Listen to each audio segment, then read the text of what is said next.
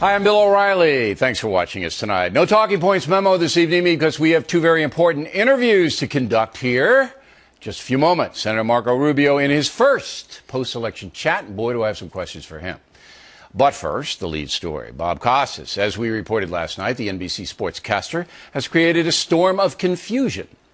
Last Sunday night, during a national football game, he delivered a commentary at halftime condemning what he calls the gun culture in America. Now, some folks got angry because they felt Costas was attacking the Second Amendment. Mr. Costas denies that, and he joins us now. Hi, Bill. So first up, how do you feel about the right to bear arms? Obviously, Americans have a right to bear arms. I'm not looking to repeal the Second Amendment. I haven't immersed myself in the issue throughout my life. I'm aware of it, as many Americans are. I didn't call for any specific prohibition on guns, never used the words gun control. I quoted from a column by Jason Whitlock, who was in Kansas City for a long time, now is on the Fox Sports website, in which he mentioned, I think credibly, a gun culture in this country. Now, it plays itself out in many ways, but it's a mentality about and toward guns that almost always leads to tragedy rather than safety. All right, and we'll get to that in a moment, but I think I want to clear this gun control thing up, because that's why he got in trouble, because some people felt... Yeah. And it's a very emotional issue, and I'm sure you know that. And the second thing you said is Mr. Whitlock is really, really far out there. Well, I am not agreeing with... I know that. Even said... But when you Jason associate... Whitlock with whom... When you associate yourself with a guy like who's that far out there... I was unaware of the remarks he made about the NRA and the KKK. Okay. I'm not even sure the timeline, whether they post-dated or pre-dated, but in any case, I was unaware of them, and obviously, I would disagree with that 100%. Not scolding you. I get it. You know, okay. I get not it. Scolding. That Just would trying be a to mild illuminate. scolding compared to what I've yeah, I mean, received over the last 72 hours. As long as you call a Christmas tree, you're okay here. Yeah, Merry Christmas to you too, Bill. There you go. So let's advance the story a little bit.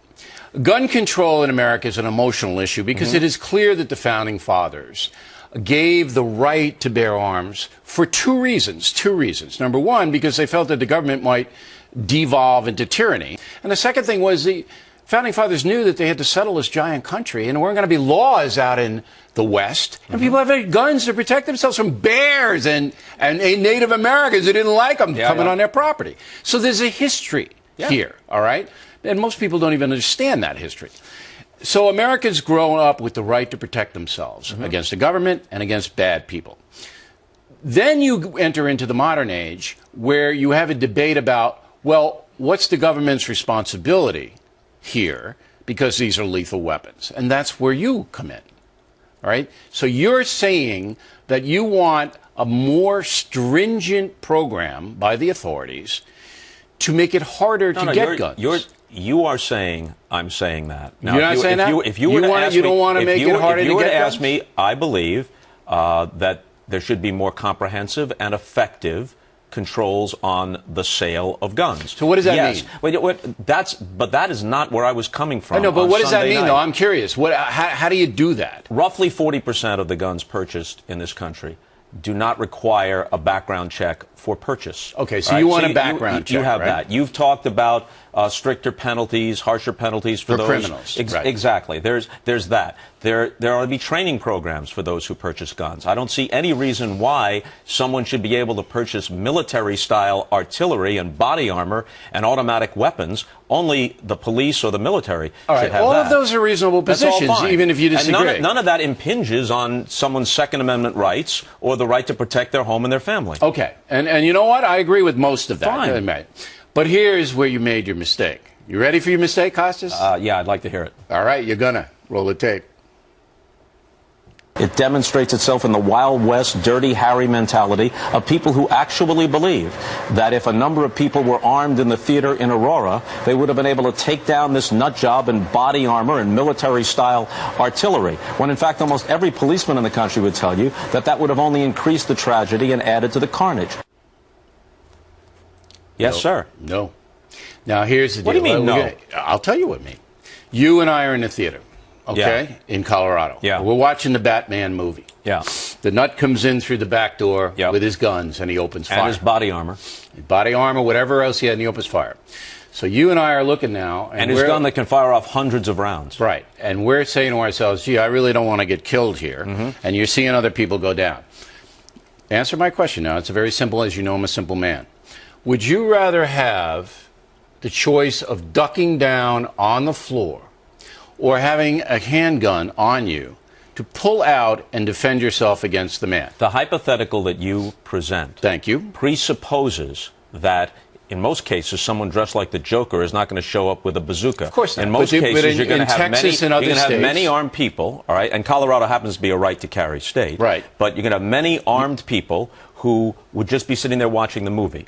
I would suggest that if that were the case, yes, it's far more likely than somebody playing Dirty Harry and taking this guy down, that over the course of time there'd be a dispute about somebody stepping on someone's foot on the line You're evading for popcorn, my question and that dispute would escalate because somebody has a gun. You're evading my question. Bob Costas and O'Reilly are in the theater. Yeah. Do you want to hit the floor and hope you don't get shot? Or do you want to have a gun on you that you could protect yourself with? I don't want to have a gun on me. No, and in that situation, in the dark, in the confusion, I think it's highly more likely that there would be additional carnage. Bullets would be flying wildly all over the place. But again, you're into the theoretical now. As are you. No, I'm not. You don't want a gun. I want one. All right, fine. Okay? I want to be able to protect myself against that loon with a gun rather than being on the floor. And in Colorado, you would have been allowed to. Right. But you're taking me in a direction of a debate that I did not enter into. No. You set the premise. I didn't set the premise. You said the gun culture and that you objected to this kind of thinking. I have this kind of thinking, and millions of people have it. I want to be able to protect myself against that guy. We just have an honest gentleman's disagreement here. That's all. You don't want it. I do want it. What I spoke about in quoting Jason Whitlock was a mentality. There is a gun culture in this country. Let's get to that. Tony Dungy, highly respected figure, said that when he coached the Colts, some 80 players, before they cut the roster down, show up in training camp, and he asked them, how many of you own guns? About 60 of the 80 why raised do they their have hands. The guns? All right, they may feel that they need it for protection. But why? Do you know why they have them? I don't know. They may feel that it's part of a romanticized culture.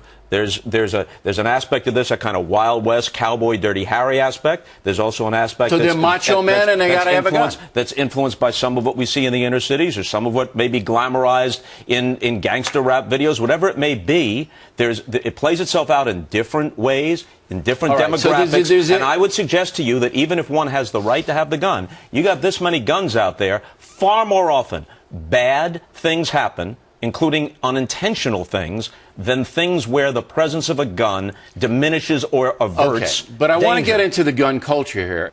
So it's cool in the NFL and in the NBA and this for some athletes to carry a gun. Would you say that's true? All I can tell you is since I made these comments, I have heard from players past and present, from coaches, from executives in the NFL, saying they have long been alarmed and concerned by the number of players who cavalierly believe that you have to have a gun.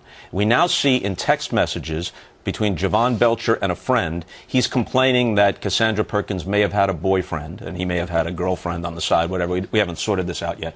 But he's complaining about it. And his buddy says, you better get yourself a gun. And he says, I have 8 of them. Now, the buddy didn't say, you better get a samurai sword. You better get a lead pipe like Professor Plum in the conservatory. He said, get a gun. I am not the least bit afraid to talk about the gun culture, to talk about domestic violence. I thought it was self-evident that this was a domestic violence case, self-evident, to talk about the effects that football and the culture of football have on many of the people who play it. I've done it before, and I'll do it again. I will look for places where there's more time to do it. In retrospect, I don't back up on anything I said, but I think it might have been more effective if I said, look, if we're looking for perspective on this, we're going to have a serious discussion within sports, an ongoing discussion, not 5 minutes of faux tears about it, but a serious discussion about domestic violence, about the culture of the game itself, about the easy access to guns, about steroids, drugs, and alcohol, and in the future, we will soon do that. I think that would have been more effective and would have led to less misunderstanding of where I was coming from. But I was talking about a gun culture. I never used the word Second Amendment, never used the and word I think gun you were control. unfairly tarred there. I cannot think of a single instance involving a professional athlete whereby that athlete having a gun averted or diminished a dangerous situation. But I can give you a long list of tragedies that came about because guys were packing. All right. Thanks for coming in here, Costas. Good to see you, man. Thank you, O'Reilly. All right. Merry Christmas. Anytime you get in trouble, you come right here. We'll get you out of it. I know you have security here. Lots of it. Yeah. Next on the they're rundown. armed, I assume.